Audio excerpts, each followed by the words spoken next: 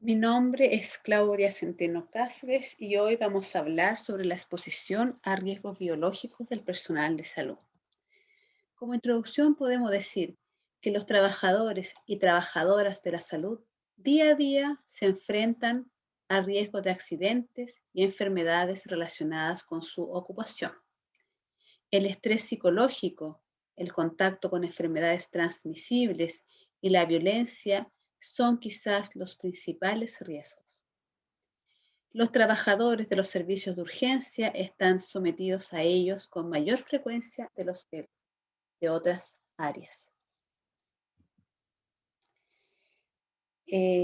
Para manejar y disminuir la exposición a brotes u otras enfermedades de tipo laboral, existe dentro de las instituciones un programa de salud que se compone del servicio médico del personal, donde el paciente o como funcionario se le realiza una evaluación clínica inicial de su estado de salud en el momento de que se provoca esta exposición a un riesgo biológico y posteriormente se van a realizar sus controles hasta que sea dado de alta. El Comité de Infecciones Intrahospitalarias también participa, ¿cierto?, capacitando al personal para entregarle las herramientas que puedan prevenir esta exposición a fluidos corporales. También existe un programa de inmunización donde, por ejemplo, se vacuna a todos los funcionarios sobre o contra la hepatitis B y también contra la influenza u otras vacunas que sean de importancia para los funcionarios. Y también el comité establece normas de funcionamiento y es el encargado de difundir estas normativas para que todos los funcionarios las conozcan. También participa la dirección de la institución y el comité paritario, que es el representante del personal. Vamos a revisar algunas definiciones para introducirnos en nuestro tema. Según la OMS, la salud es el completo bienestar físico, psicológico y social del ser humano, y no solo la ausencia de enfermedad. La salud laboral es, según la OMS, una actividad multidisciplinaria que promueve y protege la salud de los trabajadores y trabajadoras. Esta disciplina busca controlar los accidentes y las enfermedades mediante la reducción de las condiciones de riesgo. Por ello, ¿cierto?, podemos entender la salud laboral como la reducción y o eliminación de los factores de riesgo dentro del centro de trabajo y más concretamente en el puesto de trabajo y en las tareas que realiza el trabajador en concreto, para lo cual se tienen en cuenta las condiciones de trabajo y la organización del mismo. Para la consecución de estos objetivos es necesario un equipo multidisciplinar que se involucre en las distintas áreas que intervienen en la protección y en la promoción de la salud. Para ello vamos a definir algunos de los más relevantes. Seguridad en el trabajo. Es la disciplina que se encarga de evitar los accidentes de trabajo por medio de procurar que tanto el centro de trabajo, las máquinas, herramientas y cualquier otro equipo que deba utilizar el trabajador sea seguro para él. La higiene industrial se va a encargar de evitar que el trabajador enferme por su actividad laboral, para lo cual presta especial atención a los agentes y sustancias que son susceptibles de provocarlas. La ergonomía y la psicosociología aplicada, la primera tiene como función adaptar el puesto de trabajo y las tareas a la persona que lo ocupa. Y la segunda trata de los temas psicosociales que pueden afectar al trabajador. En tanto que la medicina del trabajo tiene una función curativa, ya que en un principio actúa cuando ya se ha producido el daño, pero además sus estadísticas pueden dar pistas de cuáles son los daños más frecuentes y proponer acciones para su eliminación o al menos reducción de estos riesgos. Uno de los más frecuentes que encontramos dentro de las instituciones de salud son los accidentes cortopunzantes, que es una lesión provocada en la piel por un artículo clínico previamente usado o expuesto a fluidos corporales. En relación a la circunstancia en la que ocurrió este accidente cortopunzante, podemos encontrar diferentes instancias. Podría ser con material abandonado, que es aquel accidente que ocurre con material que no fue descartado en el lugar de eliminación. Por ejemplo, agujas fuera de los contenedores de reas, residuos asimilables en el suelo y su origen es desconocido, al igual que la presencia de fluidos corporales de riesgo en ellos.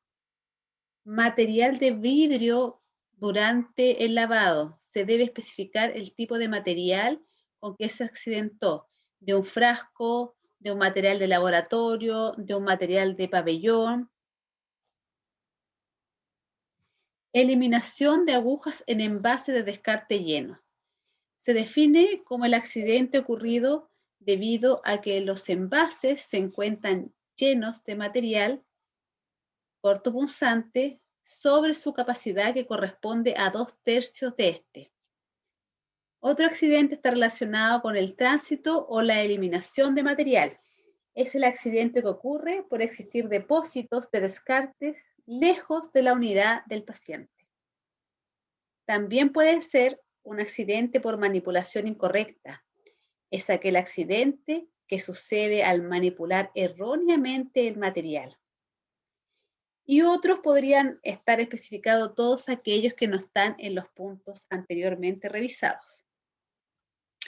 La clasificación, según el tipo de fluidos, se clasifica en alto riesgo y bajo riesgo. Pero primero debemos conocer que se entiende por fluido corporal a todas las secreciones o líquidos biológicos que se producen en el organismo. Estos fluidos se clasifican en alto y bajo riesgo.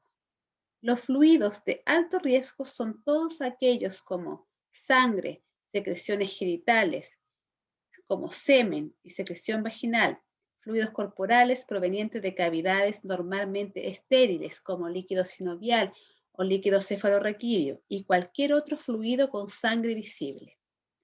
Los fluidos de bajo riesgo son todos aquellos que no se han descrito en el mundo casos de transmisión a través de ellos de VIH, como por ejemplo saliva, sudor, deposiciones y orina. También cuando tenemos un accidente con algún punto punzante es muy importante definir y conocer quién es la persona fuente, si esta es conocida o desconocida. La persona fuente se define a aquella cuya sangre u otros fluidos corporales se encuentran involucrados en una exposición laboral. Y el paciente o fuente desconocido corresponde a aquel que no se puede identificar dentro de los primeros 7 días. Y además, cuando el material causante de esta lesión procede de laboratorio, hemodiálisis de algún paciente transfundido o del banco de sangre, se va a considerar como una fuente positiva. Según el tipo de exposición, tenemos diferentes, y la primera es la punción percutánea. Corresponde a punciones con agujas o cortes con objetos punzantes contaminados con sangre o fluidos corporales de alto riesgo. El derrame sobre piel no intacta es aquel derrame de fluidos corporales de riesgo en heridas o lesiones del piel de funcionario. Derrame sobre mucosas.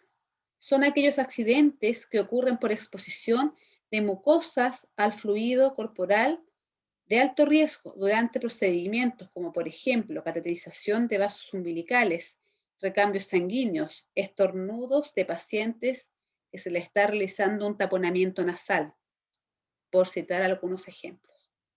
Derrame sobre piel intacta es aquel derrame de fluido corporal de riesgo sobre piel sana. También tenemos que considerar que hay distintos tipos de material al cual podemos estar expuestos, como lo son aguja hipodérmica, aguja de sutura, bisturí, trocar y otros, que son cualquier instrumental que no haya sido especificado en los puntos anteriores. Cuando clasificamos la exposición, podemos clasificarla a una exposición con riesgo y sin riesgo. En la clasificación con riesgo nos referimos a una herida profunda que causa sangramiento.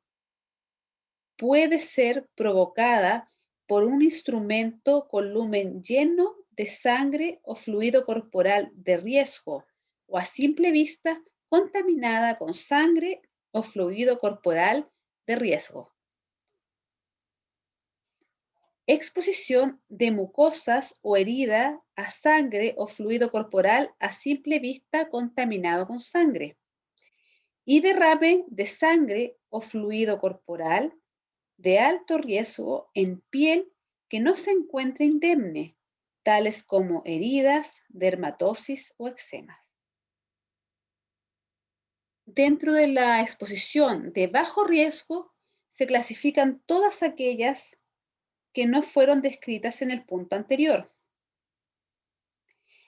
Y además se consideran de bajo riesgo todas aquellas que no se han descrito seroconversiones ante exposiciones tales como una herida superficial que no causa sangramiento, una herida con un instrumento que no está a simple vista contaminado con sangre o fluido corporal de riesgo, a las exposiciones de piel intacta o sana con sangre o fluido corporal de cualquier tipo.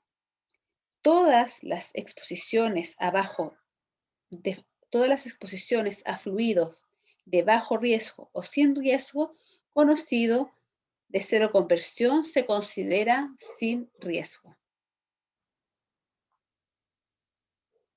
Dentro de las medidas generales de prevención, tenemos el uso adecuado de los elementos de protección personal, como lo son el cubre calzado, el delantal, los guantes, mascarilla, antiparra, escudo facial. Siempre es importante no recapsular agujas. Usar de manera correcta el contenedor de los desechos cortopunzantes y cambiarlo cuando éste llegue a los 2/3 de su capacidad.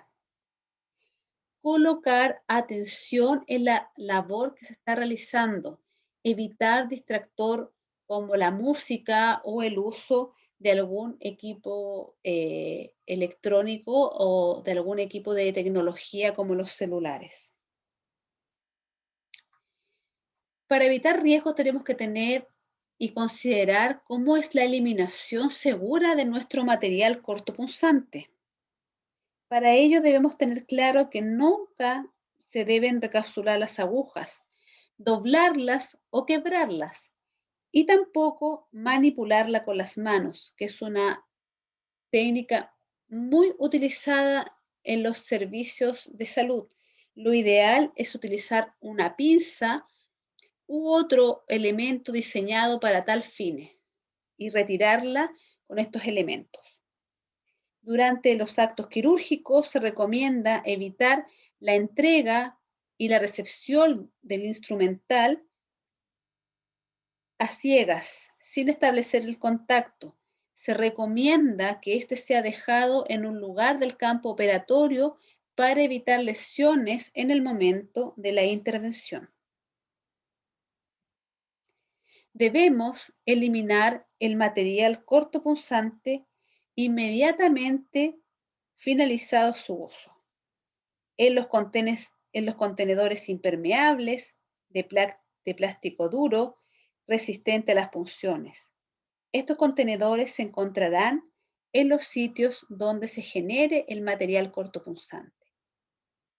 La responsabilidad de eliminar el cortopunzante es de la persona que lo genera. La capacidad del contenedor nunca debe exceder las 3/4 partes de su capacidad o los 2/3, según lo indique su fabricante. Debe permanecer cerrado y rotulado para ser transportado a la bodega de acopio en condiciones de libre peligro y manejo de acuerdo a las REAs, ¿cierto? A los residuos generados en establecimientos de atención de salud. En el manejo de la exposición laboral, tenemos 3 virus a los que son más frecuentemente expuestos nuestros funcionarios.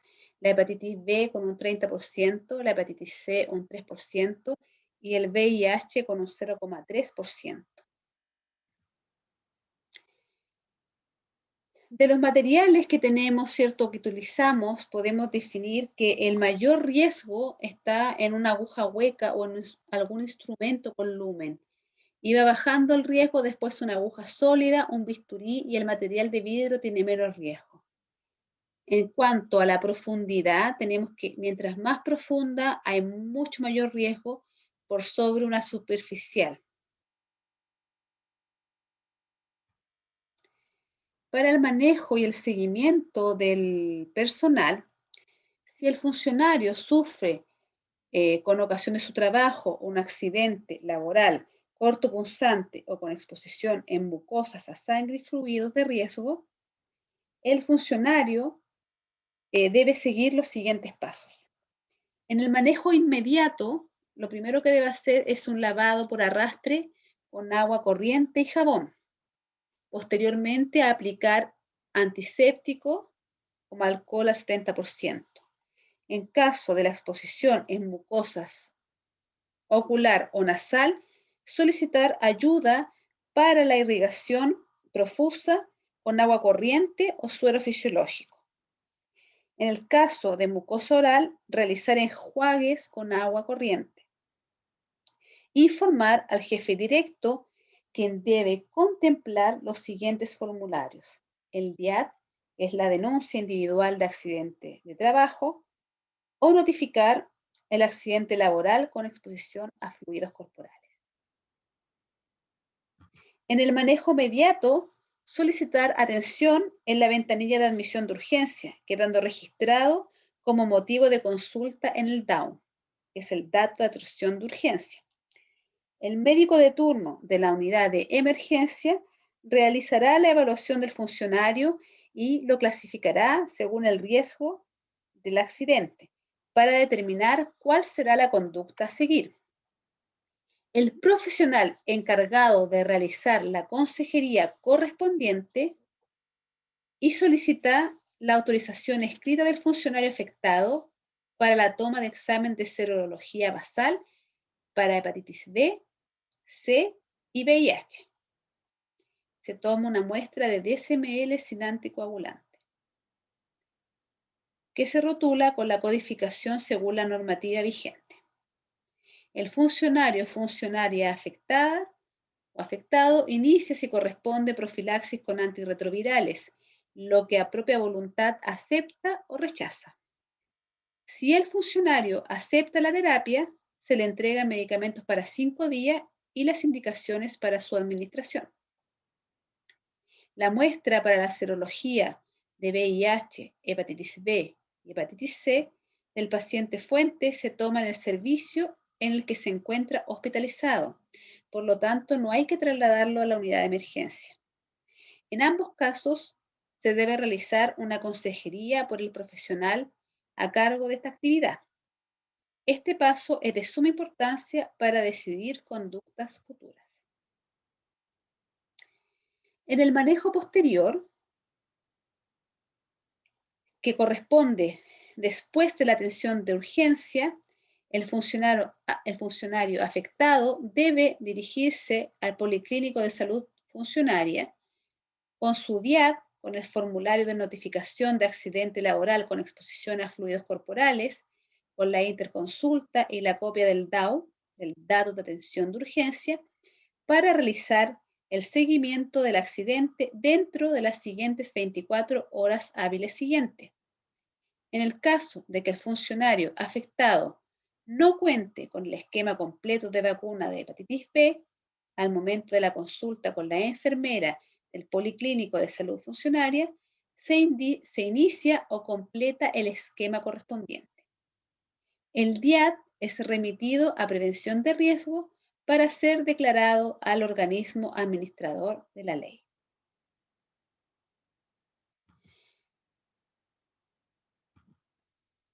Para el manejo de la exposición a los patógenos, vamos a ver que en el paciente que es expuesto a un accidente cortopunzante de un paciente fuente con una serología positiva para VIH, en este caso el resultado de este test positivo es informado de manera inmediata por el tecnólogo de laboratorio a la unidad de emergencia y a la unidad de salud del personal.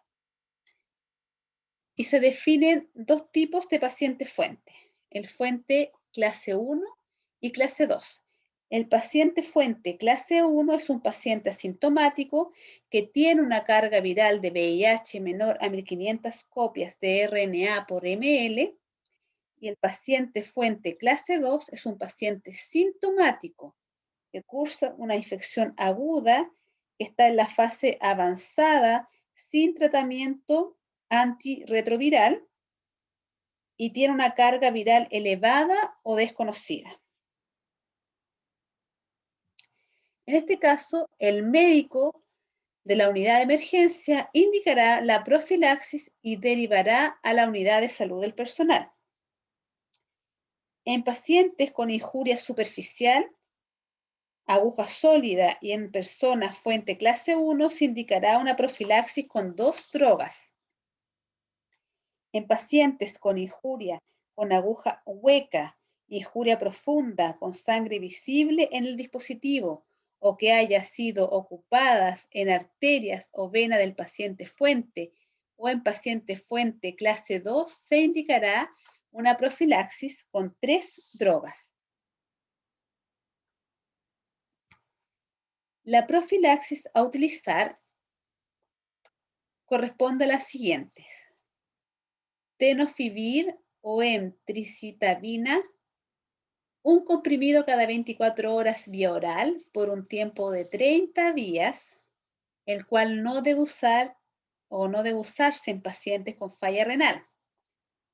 En el caso de que el paciente requiera una tercera droga, tenemos dos opciones, que es el atazanavir, que es un comprimido cada 24 horas vía oral por 30 días, que presenta con mayor frecuencia efectos adversos como ictericia y alteración de las pruebas hepáticas. Y la segunda alternativa es raltegravir, 400 miligramos, un comprimido cada 12 horas vía oral por 30 días y como efecto adverso podría presentar elevación de la ACK. En este cuadro resumen tenemos separada la exposición, si fue menos severa o severa, está asociado al paciente clase 1, al paciente fuente clase 2, a un paciente desconocida y a un negativo. En el caso de que tengamos un paciente de fuente clase 1 con una injuria menos severa, solamente vamos a realizar una profilaxis con 2 drogas. En el caso del paciente fuente de clase 2 y una exposición severa, tendremos que realizar una profilaxis con 3 drogas. En la siguiente tabla podemos observar, ¿cierto?, de la persona fuente que tiene la serología positiva para VIH, la serología negativa para VIH y una serología para VIH desconocido. Está resumida la exposición con riesgo cuál va a ser su tratamiento que requiere en cada caso. Idealmente, si es negativo, ¿cierto? Va a ser solamente consejería, no va a haber un tratamiento farmacológico y se va a registrar sí la exposición en el formulario de la DIAT.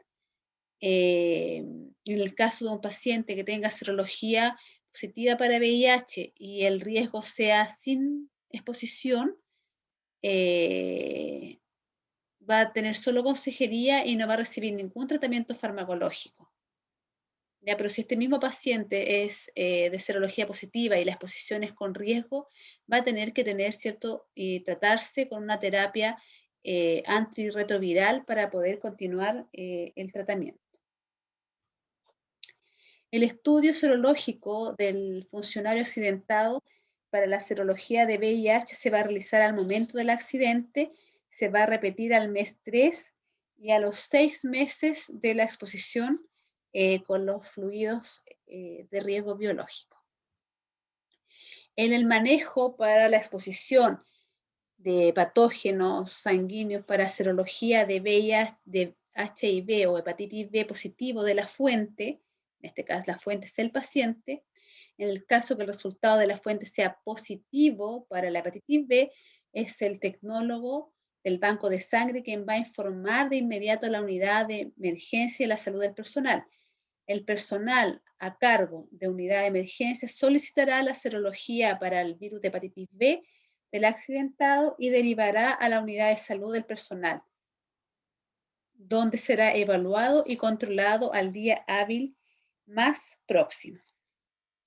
La profilaxis para estos pacientes corresponde si el accidentado está vacunado contra la hepatitis B y tiene las 3 dosis, solo se indica un booster, que es una dosis más de refuerzo, e indicar la inmunoglobulina antihepatitis B con una dosis de 0,06 ml por kilo de peso intramuscular por una vez. Si el accidentado no está vacunado contra la hepatitis B, va a iniciar la vacunación 3 dosis antes de 7 días post-accidente. Va a indicar o va a iniciar, ¿cierto?, con inmunoglobulina antihepatitis B 0,06 ml por kilo intramuscular. Iniciar tan pronto como sea posible, idealmente antes de 7 días también posterior al accidente, y repetir a los 7 días. Se debe solicitar esta inmunoglobulina a farmacia. La vacuna de la hepatitis B puede ser administrada simultáneamente con la inmunoglobulina antihepatitis B, pero en brazos distintos. El estudio serológico del funcionario accidentado con algún cortopunzante contaminado de alto riesgo, la serología o el control del virus de la hepatitis B se va a realizar al momento del accidente, se repite a los 3 y a los 6 meses para evaluar la seroconversión. Además, se monitorizan las enzimas hepáticas al mes, a los 3 y a los 6 meses. En este cuadro resumen podemos ver, ¿cierto?, que el trabajador expuesto, tenemos las dos alternativas, el que no está vacunado y el que está con la vacuna. Al que está con vacuna solamente le vamos a colocar un booster para reforzar. Y en el caso del que no está vacunado, vamos a tener que administrar la inmunoglobulina por una vez posterior a la exposición y vamos a comenzar también con la vacunación contra la hepatitis B. Eso a modo de ejemplo. Si tomamos otro caso, el trabajador expuesto, el paciente fuente, era un paciente desconocido o sin determinación porque el funcionario se puncionó con una aguja que encontró mientras retiraba la basura común y está vacunado, no vamos a hacer nada, pero si está sin vacuna, vamos a tener que iniciar la vacunación antes de 7 días o completar el esquema según las vacunas que ya recibió el funcionario. Si el funcionario recibió una vacuna, se continúa con la segunda y la tercera, y si ha recibido dos, solamente se termina la tercera vacuna. En el caso del manejo de exposición a patógenos por virus de hepatitis C, en este caso, cuando la muestra sea procesada y la fuente esté positiva para hepatitis C, el tecnólogo, ¿cierto?, de laboratorio nos informará de inmediato este resultado, y el médico de la unidad de emergencia solicitará la serología para el virus del accidentado y lo derivará a la unidad de salud del personal, donde será evaluado el día hábil más próximo. Actualmente no hay profilaxis efectiva ni vacuna para la hepatitis C. Todas las personas con hepatitis C o con riesgo de contraerla deben recibir la vacuna contra la hepatitis A y B, dado que una infección simultánea por otro virus de hepatitis tiene riesgo de cursar con una hepatitis fulminante. El estudio serológico del accidentado va a realizarse al momento del accidente y se repetirá a los 3 y a los 6 meses para evaluar la seroconversión.